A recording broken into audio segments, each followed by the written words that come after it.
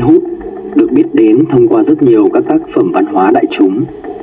Một trong những giai thoại được biết đến nhiều nhất là vào thời Trung Cổ ở nước Anh. Robin Hood khi đó trong vai một cung thủ với tài thiện xạ phi thường, đã cùng với băng nhóm của mình, Merry Men, đi cướp của người giàu và chia cho người nghèo. Trong các cuộc cướp bóc, Robin Hood và Merry Men phải chống lại sự truy đuổi của cảnh sát trưởng Nottingham độc ác. Người này cũng là phản diện chính trong hầu hết các câu chuyện liên quan đến Robin Hood. Trong hơn 600 năm qua, Robin Hood tồn tại như một biểu tượng về công lý trong văn hóa đại chúng. Các bằng chứng sớm nhất về nhân vật này xuất hiện trong các bài ballad dân gian của nước Anh. Do được truyền miệng với nhiều yếu tố nghệ thuật, Robin Hood được xem là một nhân vật hư cấu. Tại Việt Nam, câu chuyện về Robin Hood được xếp vào loại cổ tích, nghĩa là những chuyện không có thật. Tuy nhiên, sự thật có thể khác. Hình tượng về một người anh hùng dám đứng lên chống lại cái ác, đòi lại công bằng cho kẻ yếu thế đã được hình thành thông qua hơn 30 bộ phim điện ảnh và truyền hình lớn nhỏ. Tại châu Âu, quê hương của nhân vật Robin Hood, tồn tại rất nhiều dị bản về quá khứ thật sự của nhân vật này. Những ấn phẩm lâu đời miêu tả Robin Hood là một tên nông dân hung dữ, chuyên cướp bóc của kẻ gian và đem tiền giúp đỡ những người mà hắn yêu quý. Trong những tác phẩm hiện đại về Robin Hood, ông được phác họa là một quý tộc ngoài vòng pháp luật và sống ở rừng Sherwood. Robin Hood cùng những người bạn của mình đã chống lại sự bất mãn với vị vua đương thời bằng cách đi cướp của người giàu, chia cho người nghèo. Văn hóa đại chúng đã cho chúng ta thấy một hình tượng không chính xác về những người ngoài vòng pháp luật. Trong các tác phẩm, những kẻ ngoài vòng pháp luật được miêu tả như những người không quan tâm đến luật pháp và sống một cuộc đời tự do. Trên thực tế, theo pháp luật của Anh thời Trung Cổ, một người bị tuyên bố là ngoài vòng pháp luật là một người bị vướng vào các quá trình pháp lý hoặc là những người liên tục không tuân thủ các lệnh của tòa án hoặc các quan chức như thẩm phán hay cảnh sát trưởng. Bên cạnh đó, người ngoài vòng pháp luật thường vi phạm các tội trạng như phản quốc, nổi loạn, âm mưu hoặc các trọng tội khác. Dẫu có những khác biệt về hình tượng của những kẻ được cho là ngoài vòng pháp luật, Robin Hood vẫn tiếp tục tồn tại như một nhân vật đấu tranh cho lẽ phải giữa cái thiện và cái ác và là một hình tượng anh hùng không có thật. Vào thế kỷ 15, hai sử gia thời Trung Cổ là Andrew of Wiltons và Walter Bowell đã thừa nhận rằng Robin Hood là một nhân vật có thật trong lịch sử nước Anh. Bên cạnh các câu chuyện về một người anh hùng lãng mạn, kẻ ngoài vòng pháp luật này có thực sự tồn tại như những gì người ta ghi chép hay chỉ là nhân vật trong trí tưởng tượng? Giả thuyết thứ nhất, Robin Hood là một kẻ ngoài vòng pháp luật, tên là Robin Hood.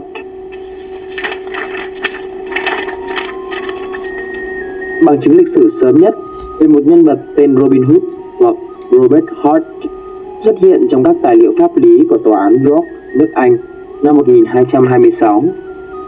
Vào thế kỷ 13 ở Anh, cái tên Robert vô cùng phổ biến và Robin hoặc Robin đánh vần là R-O-B-I-N chính là những biến thể của tên Robert. Tương tự, họ Hood hay Hood hay Hot cũng khá phổ biến. Đơn giản là ám chỉ một người làm mũ trùm đầu hay một người đội mũ trùm đầu. Theo ghi chép, tài sản của Robert Hood đã bị tịch thu và ông trở thành kẻ ngoài vòng pháp luật do nợ tiền nhà thờ Thánh Peter. Trong những năm tiếp theo, nhân vật này được nhắc đến với nhiều tên gọi khác nhau như Hopper Hood. Giáo sư lịch sử Leonard Owen của University College of Nottingham đưa ra giả thuyết rằng Robin Hood huyền thoại có thể chính là người mang tên Robert Hood này. Tuy nhiên, dù là một kẻ ngoài vòng pháp luật, không có ghi chép nào cho thấy Robert Hood đã thực hiện các hành vi cướp bóc hay hành hiệp trượng nghĩa như những câu chuyện đã miêu tả. Như đã đề cập ở đầu bài, một kẻ ngoài vòng pháp luật thời Trung Cổ không nhất thiết phải phạm tội. Có thể là những người bị vỡ nợ hoặc phải theo đuổi cuộc sống phạm tội để tồn tại cũng được xem là những người sống ngoài vòng pháp luật. Giáo sư James C. Holt và tiến sĩ David Crook, những người nghiên cứu về thời kỳ Trung Cổ của Anh, cũng cho rằng Robert Hood chính là nguyên mẫu của Robin Hood. Tuy nhiên, Do thiếu sót của các tài liệu lịch sử và sự phức tạp của các sự kiện trong quá khứ, việc xác định một cách chính xác mối liên hệ giữa Robert Hort và nhân vật Robin Hood vẫn là một câu hỏi mở. Cũng trong cuốn sách của mình, giáo sư James C. Holt đã thừa nhận giả thuyết của mình vẫn còn nhiều điểm chưa chắc chắn. Holt nói rằng nếu Robert Hort của năm 1226 thực sự là Robin Hood và đã thực hiện nhiều vụ cướp bóc trên khắp đất nước, thì phải có thêm nhiều tài liệu đương đại khác nhắc đến cái tên Robert Hort này. Bên cạnh đó, người này đã qua đời vào năm 1247, nhưng cái tên Robin Hood qua các biến thể của nó đã bắt đầu xuất hiện trong các ghi chép từ năm 1262. Thời gian 15 năm để một cái tên như Robin Hood trở thành một huyền thoại là quá nhanh. Holt cũng nhấn mạnh rằng việc tìm kiếm một Robin Hood thực sự có thể là một nỗ lực vô ích.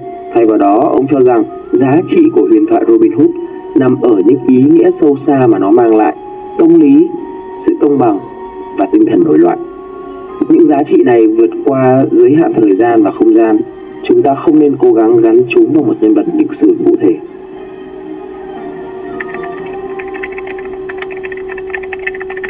Giả thuyết thứ hai, Robin Hood là một quý tộc tên Robert Huntington. Trong hai vở kịch được viết vào cuối thế kỷ 16, Robin Hood được cho là bá tước Robert Huntington, một người thuộc tầng lớp quý tộc. Đối với người dân đương thời, một quý tộc đứng ngoài vòng pháp luật đã trở thành một hình tượng lãng mạn. Thay vì là một kẻ cướp đơn thuần, Robin Hood trong hai vở kịch của Anthony Munday là một quý tộc, bá tước Huntington. Ông trở thành kẻ ngoài vòng pháp luật vì sự phản bội và âm mưu của quản gia Warmond và người chú độc ác là tu viện trưởng York. Họ đã dàn dựng một kế hoạch để chống lại Robert, khiến anh ta mất đi vị thế và danh dự của mình. Bên cạnh đó, sự can thiệp của hoàng tử John, người đang chiếm đoạt quyền lực trong khi vua Richard, anh trai của mình, đang tham gia cuộc thập tự chinh.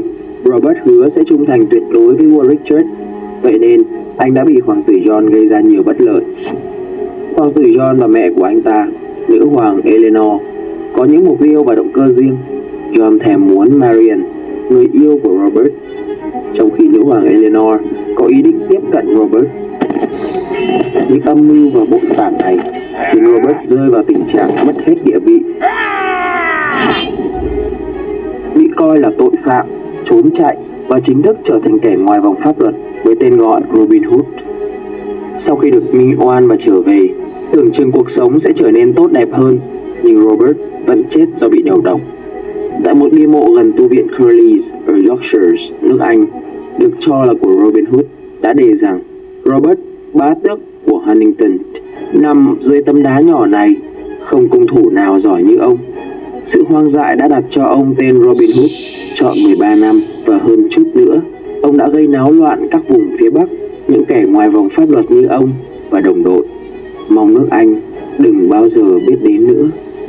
Nhiều người cho rằng đây có thể là một bằng chứng xác đáng về việc bá tước Huntington thực sự là Robin Hood. Đồng thời, trong bộ sưu tập các bản thảo cổ của mình, John Leland, nhà khảo cổ học người Anh, đã gọi Robin Hood là Nomilis Eccles, nghĩa là quý tộc ngoài vòng pháp luật. Ý tưởng này càng được củng cố hơn nữa khi vào năm 1569, nhà sử học Richard Grafton đã tuyên bố tìm thấy bằng chứng trong một tờ rơi cổ xưa rằng Robin Hood được phong làm bá tước Huntington bởi tinh thần trượng nghĩa của anh ta.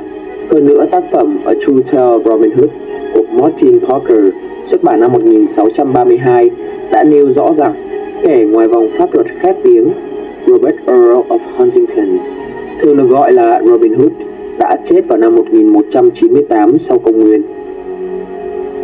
Tuy nhiên, trong ghi chép lịch sử, bá tước Huntington thực sự tồn tại vào thời điểm này là David của Scotland, người đã chết vào năm 1219.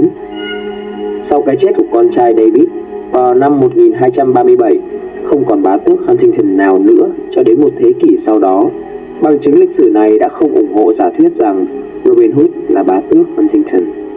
Lại thêm một lần nữa, các nhà sử học đi vào ngõ cụt. Giả thuyết thứ ba, nhân vật Robin Hood được lấy cảm hứng từ một người tên Roger Godber. Trong cuốn sách Robin Hood The Real Story, xuất bản năm 2004, tác giả Brian Benison đã lập luận rằng Robin Hood thực chất chỉ là một biệt danh và nhân vật đứng sau huyền thoại này có thể là Roger Godber. Theo nghiên cứu của Benison, Godbert sống vào thế kỷ 13, là một người con trong gia đình có 3 người con trai. Công việc chính của gia đình là canh tác trên đất của bá tước Derby. Bá tước Derby đã xảy ra xung đột với con trai của nhà vua, hoàng tử Edward, và dẫn đến những cuộc chiến tàn khốc. Tuy nhiên sau cuộc chiến, Godbert không quay về nhà làm nông mà thành lập một băng đảng ngoài vòng pháp luật.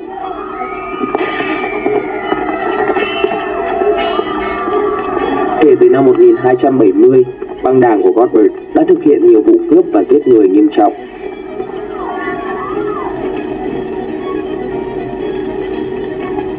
Cũng vào năm 1270, Godbert đã tấn công một tu viện và cướp một kho tiền sau khi giết một người thầy tu. Băng nhóm của Godbert chủ yếu tấn công vào những nhà thờ và những du khách vô tội. Godbert và băng nhóm đã ăn cắp từ những giáo sĩ giàu có và các thành viên của tầng lớp quý tộc. Điều này đã giúp ông nhanh chóng trở thành một anh hùng trong lòng của những người nghèo phải nộp thuế cho tầng lớp giàu có. Tuy nhiên, số tiền do băng cướp được không được ghi chép là đã sử dụng để giúp đỡ những người nghèo khổ. Những tội danh mà Godbert và băng đảng của ông bị cáo buộc bao gồm trộm cắp, đốt phá, tấn công giáo sĩ, giết hại khách du lịch đã phản ánh sự tàn bạo của thời đại này. Tuy nhiên, những hành động này được lịch sử làm dịu đi để phù hợp với những quan niệm ôn hòa hơn về Robin Hood. Đối với những người dân thời Trung Cổ, những hành động của Godbert không hoàn toàn bị lên án, mà thậm chí được coi là hợp lý. Godbert và băng đảng của ông đã thách thức sự cai trị hà khắc của một vị vua, nắm quyền kiểm soát chặt chẽ các vùng rừng rậm rộng lớn tại Nottinghamshire. Dưới thời vua John, luật lâm nghiệp được thi hành nghiêm ngặt, chỉ cho phép hoàng gia tiếp cận các vùng đất săn bắn, khiến dân thường cảm thấy bất mãn. Do đó, trong mắt dân chúng, những hành động của Godbert được biện minh là cần thiết để bảo vệ lợi ích chung. Mặc dù các nhà sử học vẫn còn nhiều tranh cãi về việc liệu Godbert có phải là nguyên mẫu của Robin Hood hay không, nhưng những điểm tương đồng giữa câu chuyện của ông và huyền thoại Robin Hood là không thể phủ nhận. Có thể Godbert chỉ là một trong số nhiều những kẻ sống ngoài vòng pháp luật đã từng sử dụng biệt danh Robin Hood để thể hiện sự nổi loạn chống lại quyền lực bất công. Giả thuyết cuối cùng, Robin Hood chỉ là bí danh cho bọn tội phạm thời Trung Cổ. Hồ sơ pháp lý của Anh cho thấy, ngay từ thế kỷ 13, Robin Hood hay Robin Hood và các biến thể khác đã trở thành những biệt danh phổ biến dành cho tội phạm. Nhà sử học và lưu trữ Joseph Hunter phát hiện ra rằng có rất nhiều tên Robin Hood khác nhau rải rác trong lịch sử nước Anh thời Trung Cổ, thường có cách viết khác nhau. Một trong những tài liệu tham khảo lâu đời nhất mà Hunter tìm thấy là trong sổ đăng ký tòa án năm 1226 từ Yorkshire, Anh. Tài liệu này trích dẫn việc tịch thu tài sản của một Robin Hood, được mô tả là một kẻ đang chạy trốn. Năm 1262, ở miền nam nước Anh, có một đề cập tương tự về một người đàn ông tên là William Robert Hood ở Berkshire. Năm trước đó đã có một tài liệu tham khảo về William, con trai của Robert Lefevre, thành viên của một nhóm tội phạm. Năm 1354, xa hơn về phía bắc, ở Northamptonshire, có một hồ sơ về một người đàn ông bị giam cầm tên là Robin Hood đang được xét xử. 1498, một người tên là Roger Marshall phải tự bào chữa tại tòa vì đã lãnh đạo một cuộc nổi loạn 100 người. Ông đã sử dụng bí danh Robin Hood và tự bào chữa bằng cách tuyên bố hành động của mình là hành động điển hình của Robin Hood. Vào năm 1469, hai người đã lãnh đạo các cuộc nổi dậy chống lại chính quyền nhà York với biệt danh Robin of Holderness và Robin of Huddersfield, cho thấy tên Robin đã gắn liền với các cuộc nổi loạn. Thời James đệ nhất, những kẻ đứng đằng sau sự kiện Gunpowder Plot với mục tiêu đánh bom tòa nhà Quốc hội cũng bị gọi với cái tên là Robin Hood. Theo National Geographic, Hunter và các nhà sử học đã phát hiện ra nhiều tài liệu đề cập đến những cá nhân với cái tên tương tự Robin Hood, sống rải rác khắp nước Anh trong nhiều thế kỷ. Tuy nhiên, sau khi phân tích kỹ lưỡng, đa số các nhà nghiên cứu kết luận rằng không có một nhân vật lịch sử cụ thể nào đủ tiêu chuẩn để trở thành nguyên mẫu cho hình tượng Robin Hood như chúng ta biết ngày nay. Thay vào đó, Robin Hood có thể đã bắt nguồn từ một biệt danh chung được sử dụng để chỉ những kẻ sống ngoài vòng pháp luật, những người nổi loạn chống lại quyền lực bất công. Theo một số ghi chép, Robin Hood chỉ là một nhân vật trong truyền thuyết và những câu chuyện về ông chứa đựng các ý nghĩa mang tính biểu tượng nhiều hơn. Robin Hood từ lâu đã trở thành một trong những nhân vật huyền thoại được yêu thích nhất trong văn hóa dân gian Anh.